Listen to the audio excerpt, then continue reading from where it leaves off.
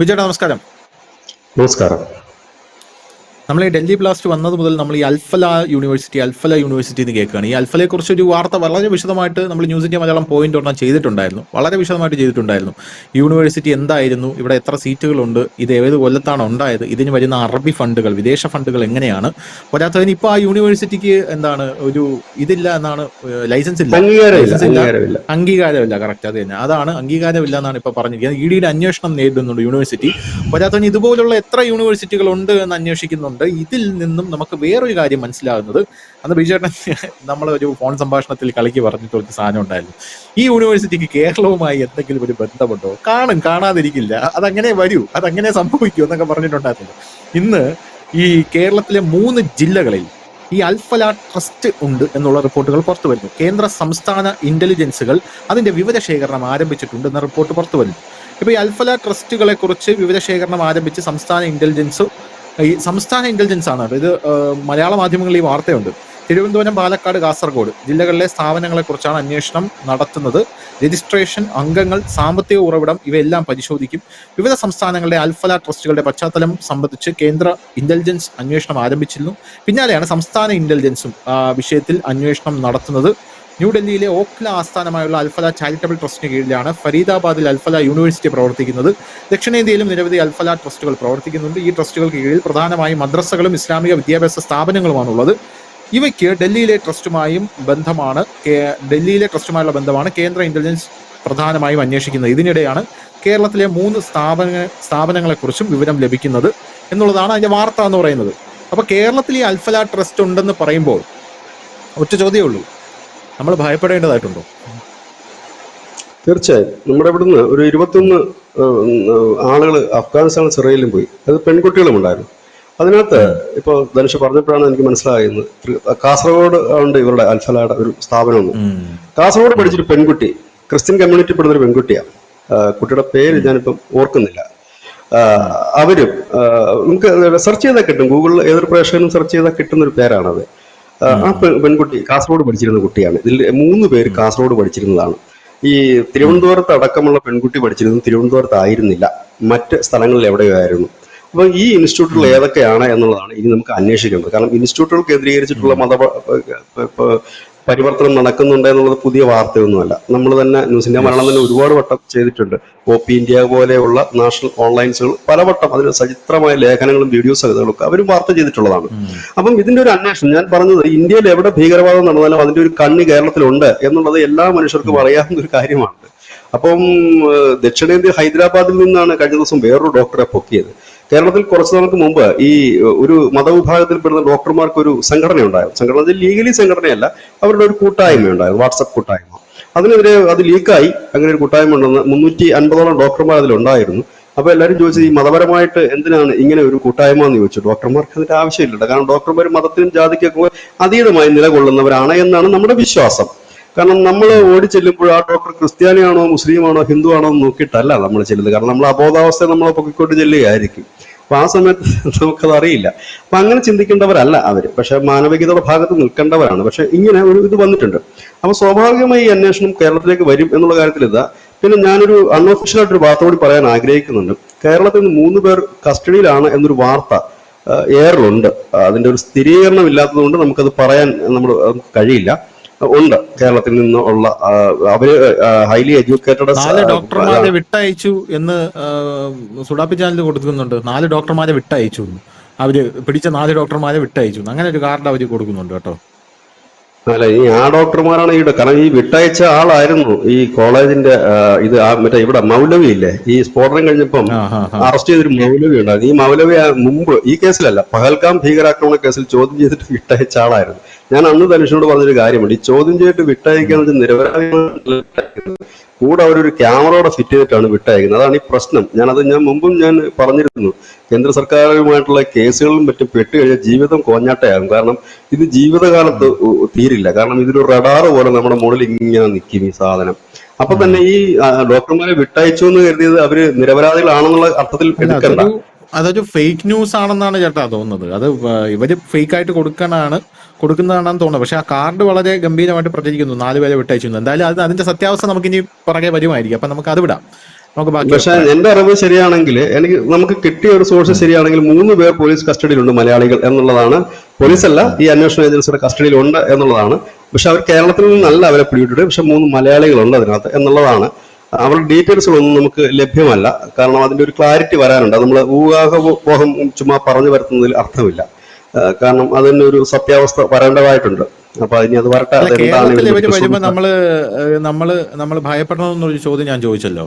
അതായത് ഇവര് കേരളത്തിൽ പല ആൾക്കാരും പറയുന്നത്, അതായത് പല രാഷ്ട്രീയ നിരീക്ഷകരും പല ഡിഫൻസ് വിദഗ്ധരും പറയുന്ന ഒരു പ്രധാനപ്പെട്ട കാര്യം, ഇവരുടെ പ്രധാനപ്പെട്ട ലക്ഷ്യങ്ങൾ എന്ന് പറയുന്നത് ഉത്തരേന്ത്യയാണ്. കാരണം ഉത്തരേന്ത്യയിൽ ഇവർ എക്സ്പോസ് ആയി കഴിഞ്ഞു. ഈ വൈറ്റ് കോളർ ഭീകരരും ഈ ജിഹാദികളും ലവ് ജിഹാദും ഒക്കെ ഉത്തരേന്ത്യയിൽ വെൽ എക്സ്പോസ്ഡ് ആണ്. അതുകൊണ്ട് ഇവർക്ക് അവിടെ പോയി ഈ ബോംബ് പൊട്ടിക്കാനും ബ്ലാസ്റ്റ് നടത്താനുമാണ് കൂടുതൽ ഇൻട്രസ്റ്റ്. അല്ലെങ്കിൽ കൂടുതൽ അങ്ങനെയുള്ള സ്ഥലങ്ങളിലാണ് ഇവർ കൂടുതൽ ഇവരുടെ ശ്രദ്ധാകേന്ദ്രം. കേരളത്തിൽ ഇവർ എക്സ്പോസ്ഡ് അല്ല. കേരളത്തിലുള്ള ജനങ്ങൾക്ക് ഇവരെ മനസ്സിലായിട്ടില്ല. കേരളത്തിലുള്ള ജനങ്ങൾ നമ്മൾ ഇവരെക്കുറിച്ച് പറയുമ്പോഴും അവരുടെ വിചാരം ഇവരൊക്കെ പാവങ്ങളാണെന്നാണ് അവരുടെ വിചാരം. അതുകൊണ്ട് അവരുടെ ഒരു സുരക്ഷിത താവളമാണ് കേരളം എന്ന് ഇവിടെയുള്ള ഡിഫൻസ് എക്സ്പേർട്സ് ഒക്കെ പറയുന്നുണ്ട്. അതിലെന്തെങ്കിലും കാര്യമുണ്ടോ? ധനുഷ്, ഈ നോർത്ത് ഇന്ത്യയിൽ കാണുന്ന വാലാണ്, തല സൗത്ത് ഇന്ത്യയിലാണ്.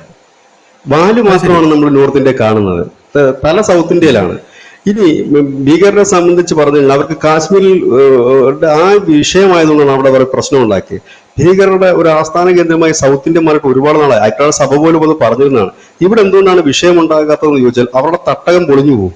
ഇവിടെ ഒരു സ്ഫോടനമോ ഇവിടെ എന്തെങ്കിലും നടന്നു കഴിഞ്ഞാൽ പിന്നെ അവർക്കെതിരെ വലിയ ജനരോഷം ഉയരുകയും, പൊതുവെ സമാധാനത്തിൽ, ധനുഷ് പറഞ്ഞ സമാധാനത്തിലും ഒക്കെ ജീവിക്കുന്ന ഒരു ജനം, ഇല്ലെങ്കിൽ എല്ലാവരെയും സഹോദരങ്ങളെ പോലെ കാണുന്ന ഒരു ജനം പെട്ടെന്ന് ഒറ്റയടിക്ക് തിരിയും. അതുകൊണ്ട് ഒരിക്കലും സ്വന്തം മൂട്ടിൽ ആരും ബോംബ് വെക്കാറില്ല. ഇപ്പം അത് സൗകര്യപ്രദമായിട്ട് മറ്റുള്ളത് വെച്ചിട്ട് തല ഇവിടെയാണ്, അതിന്റെ ബ്രെയിനുകൾ ഇവിടെയാണ്. ഇവിടുന്ന് പിടികൂടുന്ന ഈ വിദേശത്ത് പോകുന്ന പിടികൂടുന്ന ഭീകരന്മാര് ഇവിടെയല്ലേ. റഷ്യയിൽ പട്ടാളക്കാർ, ഇന്ത്യയിൽ പോയി പട്ടാളക്കാർ മരിച്ചു എന്ന് പറഞ്ഞപ്പോൾ നമ്മൾ കണ്ണടച്ച് പറഞ്ഞു മലയാളികളുണ്ടെന്ന്. 3 പേരുണ്ടായിരുന്നു. അതായത് അത് ശരി. എവിടെ എന്ത് കൊനിഷ്ഠ നടന്നു കഴിഞ്ഞാലും മലയാളികൾ ഉറപ്പാണ് കൂടിപ്പട്ടാളമായിട്ട് പോയിട്ടുണ്ടാകും റഷ്യയിൽ നിന്ന്. ഒരു ചെറുപ്പക്കാരാണ് 3 പിള്ളേരെ, അതിനകത്ത് ഒരാളുടെ ബോഡി തിരിച്ചെത്തിച്ചു. അപ്പൊ അത് എവിടെ ഈ ലോകത്ത് എന്ത് നടന്നു കഴിഞ്ഞാലും അതിലൊരു മലയാളി മസ്റ്റാണ്. അതാ പിന്നെ തീവ്രവാദത്തിന്റെ കേസ് പറഞ്ഞാൽ അതിന്റെ ഈറ്റില്ലമാണ് കേരളം, അതിന്റെ മറ്റൊരു സ്ഥലമാണ് തമിഴ്നാട്, അതിന്റെ മറ്റൊരു സ്ഥലമാണ് ബാംഗ്ലൂര്, അതിന്റെ മറ്റൊരു സ്ഥലമാണ് ഹൈദരാബാദ്. ഹൈദരാബാദ് ഇപ്പൊ കുറച്ച് ഒതുക്കമുണ്ട്. പക്ഷെ ഇപ്പോഴത്തെ ഈ അവിടുത്തെ രേവന്ത് റെഡ്ഡിയുടെ ഈ പോക്ക് ഇതാണെന്നുണ്ടെങ്കിൽ അധികം വൈകാതെ അത് ഭീകര സംസ്ഥാനമായി മാറും. കാരണം അത്രത്തോളം പുള്ളി ഒരു പ്രീണന നയവുമായിട്ടാണ് മുൻപോട്ട് പോകുന്നത്. അപ്പൊ ഇങ്ങനെയൊക്കെയുള്ള ഒരുപാട് കാര്യങ്ങൾ നിൽക്കും. ഇത് കേരളം ഭയപ്പെടേണ്ടതായിട്ടൊരു കാര്യമാണ്. ഒരുപക്ഷെ ആ വാർത്തയ്ക്ക് സ്ഥിരീകരണം വന്നാൽ തീർച്ചയായിട്ടും ന്യൂസ് ഇന്ത്യ മലയാളം അത് ചെയ്യും, പേര് സഹിതം ചെയ്യും. ഇതെന്താണ് ഏതാണെന്നുള്ളത് നമുക്കതിനൊരു ക്ലാരിറ്റി കിട്ടിയിട്ടില്ല. നമുക്ക് ചില സോഴ്സുകളിൽ നിന്ന് അറിയാൻ കഴിഞ്ഞ വിവരങ്ങൾ മാത്രമാണ്. അതുകൊണ്ട് തന്നെയാണ് അഭ്യൂഹങ്ങൾ പരത്താനായിട്ട് നമ്മൾ ശ്രമിക്കാത്തത്. അത് വന്നു കഴിയുമ്പോൾ ഒരു ക്ലാരിറ്റി വരും.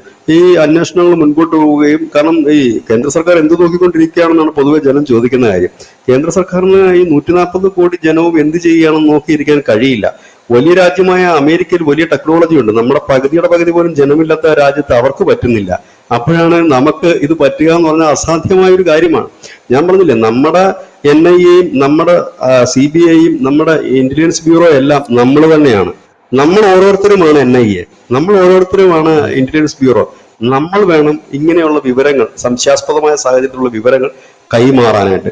പിന്നെ പലപ്പോഴും പ്രേക്ഷകർ പറയാറുള്ള കാര്യമുണ്ട്, ഞാൻ ആ നമ്പറിൽ ബന്ധപ്പെട്ടു, അവര് റിപ്ലൈ ഒന്നും തരും. ഒരിക്കലും കേന്ദ്ര അന്വേഷണ ഏജൻസി നമുക്ക് റിപ്ലൈ തരില്ല. അത് മെയിൽ അയച്ചാലും തരില്ല, വാട്സപ്പിൽ ഇത് ചെയ്താലും തരില്ല. അവരെ നമ്മൾ വിളിച്ചു പറഞ്ഞാൽ അവർ കോൾ എടുക്കാറില്ല. ഇനി മറ്റേതെങ്കിലും രീതിയിൽ അവർക്ക് ഇൻഫർമേഷൻ കൊടുത്താൽ തരില്ല. അവർക്ക് നമ്മളോട് ചാറ്റ് ചെയ്തിരിക്കാനായിട്ടുള്ള സമയവുമില്ല, അതിനവർക്ക് താല്പര്യവുമില്ല. അങ്ങനെ ഒരു ബന്ധം അവർ സൂക്ഷിക്കാൻ തയ്യാറല്ല.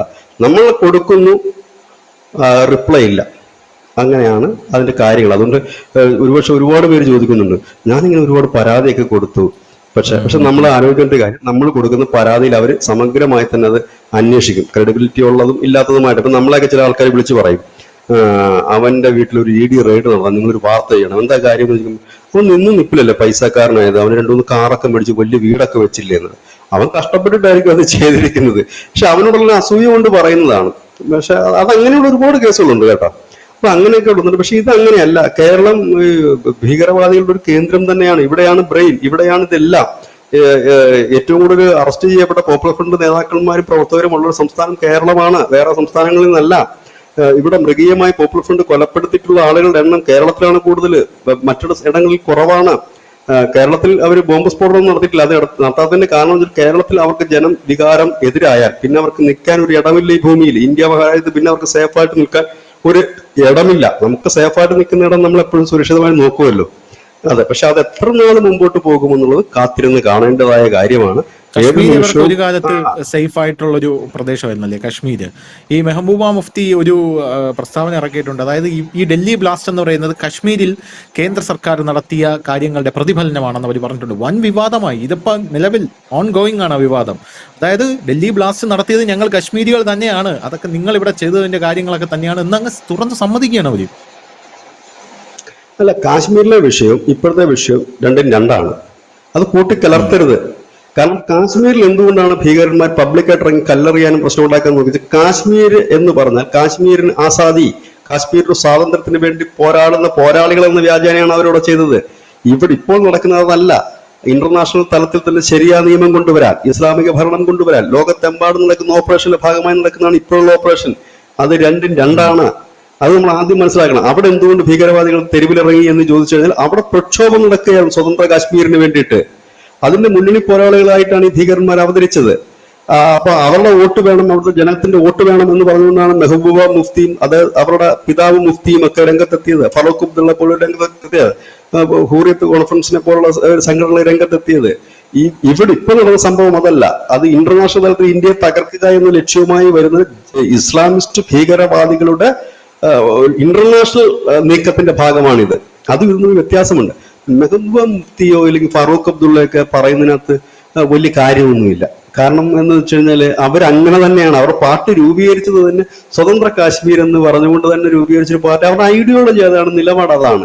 പിന്നെ ഇപ്പൊ അവരങ്ങനെ പറയുന്നു പറഞ്ഞിട്ട് നമുക്ക് അത്ഭുതമൊന്നുമില്ല. പക്ഷെ പോയില്ല, മെഹബൂബ മുഫ്തി ഒന്നുമില്ല. ഇപ്പൊ മകളെങ്ങാണ്ട് പൊളിറ്റിക്സിലേക്ക് വരുന്നു എന്നൊക്കെ കേട്ടു. അവരെന്തൊക്കെ പ്രസ്താവനകളൊക്കെ ഇടയ്ക്ക് നടത്താറുണ്ടെന്നുള്ളതേ ഉള്ളൂ. വേറെ കാര്യങ്ങളൊന്നും തന്നെ ഇല്ല ഇതില്. പക്ഷെ കേരളം ഭയക്കേണ്ടതായിട്ടുണ്ട്. ഈ വാർത്ത ചെറിയ വാർത്തയല്ല. കേരളത്തിലടക്കം അന്വേഷണ ഏജൻസികൾ അന്വേഷണം നടത്തുമ്പോൾ ഒരു ബോംബ് ബ്ലാസ്റ്റ് ഇതുവരെ ഇന്നലെ നമ്മൾ കൊടുത്ത വാർത്ത അനുസരിച്ചാണ് 1735 പേർ കസ്റ്റഡിയിലുണ്ട്. അതിൽ എത്ര പേരെ വിട്ടയച്ചെന്നോ എത്ര പേരെ അറസ്റ്റ് രേഖപ്പെടുത്തിയെന്നോ നമുക്കറിയില്ല.